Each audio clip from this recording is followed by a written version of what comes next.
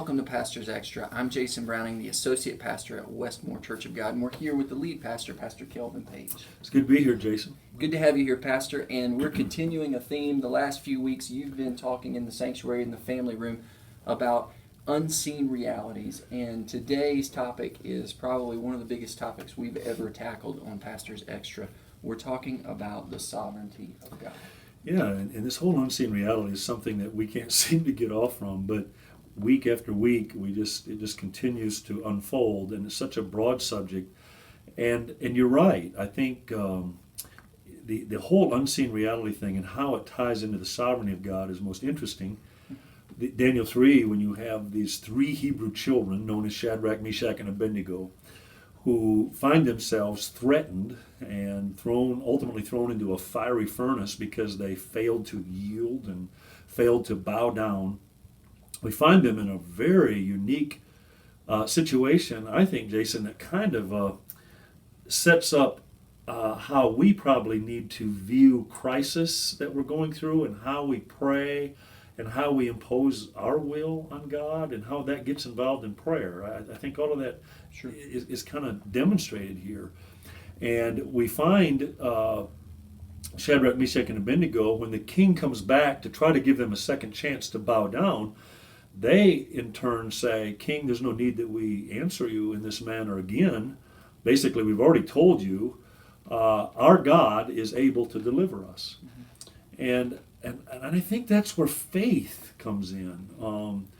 Faith says He is. Faith says our God not only is, because He is able to deliver us. Deliver me, deliver you. Faith says He is healer, He is miracle worker, He is deliverer, He is all of these things. And if He is these things, faith would say He is able to deliver us. I think what happens then is we end up thinking, I think today, because of hyper faith teaching, that faith is diametrically opposed to the sovereignty of God. And this is a perfect picture where the two marry each other, faith and sovereignty. Because they say, our God is able to deliver us, but if not. Mm-hmm. I think many people would say that's a lack of faith. To say, but if not, or if God doesn't heal my loved one. I'm believing He will, I'm believing He's able, but if He doesn't. We're not allowed to talk about that in certain circles in Christianity today, because they would immediately judge that as a lack of faith. So what I love about this passage is it gives us a picture of how faith and sovereignty marry each other. And I think that's the balanced, safe place to be when we find ourselves in crisis and we're praying about things. Sure. And you mentioned faith and sovereignty. A lot of people see those in opposition to each other, but really we're to follow the lead that the three Hebrew children went in Daniel chapter 3 and put our faith in the sovereignty of God.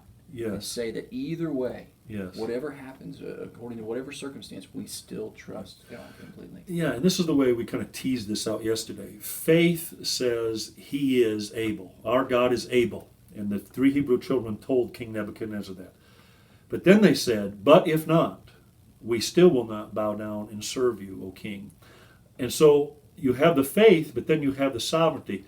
To me, faith is He is able. Trust says God knows best. That's sovereignty. So you have faith and trust coming together. I know God is able to do this for me. I know that God is able to heal my loved one. I know that God is able to deliver me from this terrible situation I find myself in. I know that God is able to help me with my finances. I'm really in trouble. Faith says, I don't doubt for a moment He is able. But if He doesn't deliver me, if He doesn't fix this within the time frame I believe that He should, that's not necessarily a problem. It may be saying, if it comes from a heart that says, God knows best, whatever it is that He's wanting to do, whatever it is that He's wanting to teach, I still will not stop serving the Lord. I will still not stop believing that He is still able to do it. And so I think that's the balance these three young teenage boys had. It's theologically, they had a grip on this thing. We don't doubt God is able. And we know our God's able. And we're believing that He's able. But if He doesn't, it's not going to change anything. God's still God. He's still able. And if He doesn't, we're still not going to bow down to our circumstances. Sure, and so many times we find ourselves confining God to move in a certain way and saying, That's this is a our problem. faith, that God has to move this way. And these boys were saying, either way, whatever happens, we trust God completely. You know what I think? I think it's always appropriate, and I don't think anybody should ever allow someone to tell them different. Jesus said, when you pray, pray not my will, but thy will be done. Sure. I don't care if someone claims to have a theological insight to the issue of healing. I don't care if they feel like they've got revelation when it comes to provision. It is always appropriate to pray, not my will, but thy will be done. Because God sits higher. And God sees all of the things that He's wanting to do and what He's wanting to rearrange, what He's wanting to teach us, what He's wanting to do in people that are in relationship with me. And you and I can't see those pictures. Sure. And so I think it's all attached to Jesus' teaching on prayer. When you pray, He said, pray not my will, but thy will be done. It's part of the Lord's Prayer. Sure. So that's, to me, the insight that these three teenage boys had. That, if I don't get what I want, if I don't get my prayer answered the way I want it to get answered, if it doesn't happen the way I think it should happen, it's not going to change anything. I am absolutely sold out to Him. I'm going to go to my grave knowing that He is able and He's my Lord and that He knows best. Wow. Wow. Thanks, Pastor. Thanks for sharing.